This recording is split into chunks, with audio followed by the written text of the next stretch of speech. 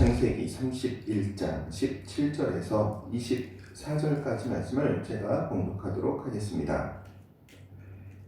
야곱이 일어나 자식들과 아내들을 낙타들에게 태우고 그 모은 바 모든 가축과 모든 소유물 곧 그가 바단 아람에서 모은 가축을 이끌고 가나안 땅에 있는 그의 아버지 이삭에게로 가려 할세.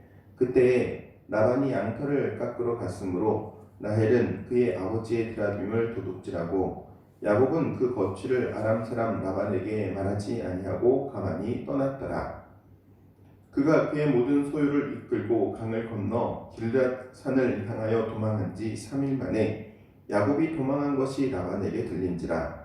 라반이 그의 형제를 거느리고 7일 길을 쫓아가 길앗 산에서 그에게 이르렀더니 밤에 하나님이 아람 사람 라반에게 현몽하여 이르시되 너는 삼가 야곱에게 선악간에 말하지 말라 하셨더라.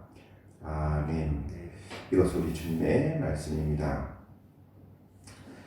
야곱이 자신의 아버지의 집 이삭이 있는 가나안 땅으로 이제 돌아오려고 합니다. 그런데 여기에서 이제 아내들 그리고 자녀들 그리고 전 재산을 싹 이끌어서 나오는데 라반에게 말하지 않고 나옵니다. 조용히 나오죠. 이 라반에게 말하지 않고 나온 이유는 라반이 알게 되면은 다시 붙잡히게 될 것이기 때문에 라반에게 아무 말도 하지 않고 그냥 조용히 떠난 것입니다. 그런데 여기서 재밌는 점은 이 조용히 떠나는데 라헬이 그 아버지의 드라빔을 훔쳐가지고 나왔다 이렇게 말하고 있는 것을 보게 됩니다. 여기 드라빔이라는 것은 우상 모양의 이렇게 조각을 해놓은 신상이라고 말할 수 있습니다. 그 라반의 집은 하나님을 믿는 것이 아니고 우상을 섬겼기 때문에 그렇죠. 그런데 이 드라빔이 또 상징하는 게 있습니다. 드라빔은 그 집안의 후계에게 이렇게 물려주는 후계자의 증표로 또한 사용되기도 합니다. 그러니까 지금 라헬이 그 아버지의 집을 나오면서 이 드라빔을 가지고 나온 거는 이 집안에 그러니까는 아버지가 자신들에게 아무것도 물려주지 않고 오히려 자신들을 이용해서 재산을 불린 거에 대한 원망 그리고 또한 거기에 대한 복수와 같은 그런 개념으로 지금 이 드라빔을 가지고 나왔던 것이죠. 어쨌든 이렇게 도망쳐서 가는 그것을 나중에 라반이 소식을 듣게 됩니다. 그리고 라반의 반응은 어떻습니까? 7일 길을 쫓아옵니다. 형제들을 데리고 7일 길을 쫓아왔다 그러는데 지금 이렇게 쫓아오게 된 가장 큰 이유가 무엇이겠습니까? 인사를 못했으니까는 작별 인사하기 위해서 쫓아왔겠습니까? 그러지 않습니다. 붙잡아 가기 위해서 혹은 재산을 탈취해서 라반을 말 그대로 그냥 빈몸으로 쫓아내기 위해서 지금 그 형제들을 데리고 왔던 것이죠. 야곱의 입장에서는 라반에게 대적할 수 있는 힘이 없습니다. 능력도 없죠. 그리고 겨우 자녀들하고 아내 그리고 재산만 이끌어 나온 몸인데 어떻게 그 라반에게 대적할 수 있겠습니까? 그런데 놀라운 것은 24절 말씀에 바로 이 라반이 야곱을 뒤쫓아서 만나기 바로 직전 밤에 있었던 이 일입니다.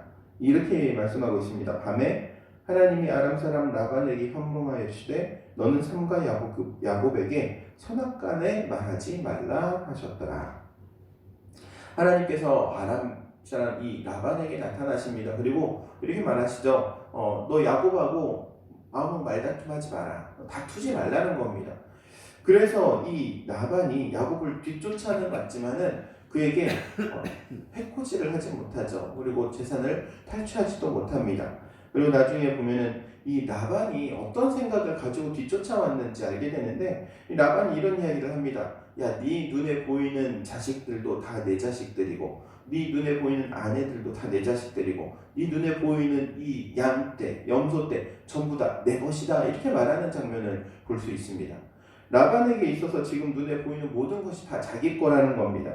그리고 또한 자기 거기 때문에 돌려보낼 수 없다는 거죠. 그럼에도 불구하고 하나님께서 나타나셔서 내가 말한 게 있으니까는 내가 그냥 너를 놓아주겠다 이렇게 이야기하는 것을 보게 됩니다. 라반의 입장에 있어서는 모든 것이 자기 겁니다.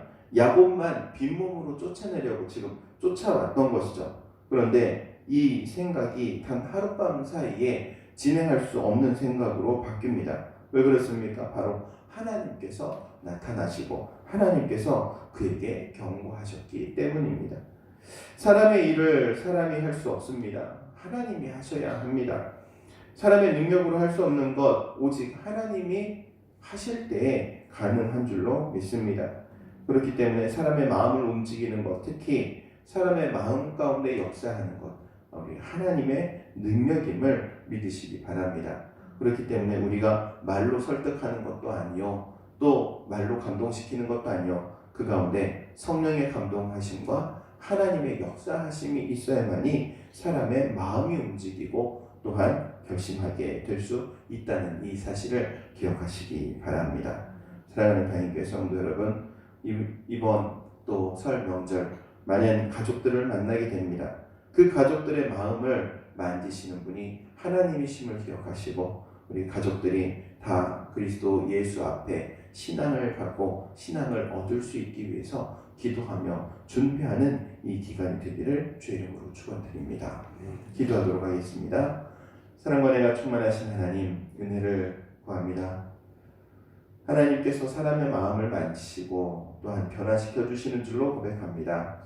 우리의 가족들, 우리의 자녀들, 우리의 힘으로는 할 수 없습니다. 그러나 하나님께서 그 마음을 만지시면 변화될 줄로 믿습니다. 이번 설 명절을 통하여 많은 친척과 자녀들, 가족들이 만나게 되는데 그 만나는 자리 가운데 주의 성령으로 역사하여 주시어서 마음이 하나 되게 하시고 화목해 되게 하시고 또한 예수 그리스도의 복음을 증거할 때 믿음으로 받아들이도록 역사하여 주옵소서. 예수님의 이름으로 기도하옵나이다.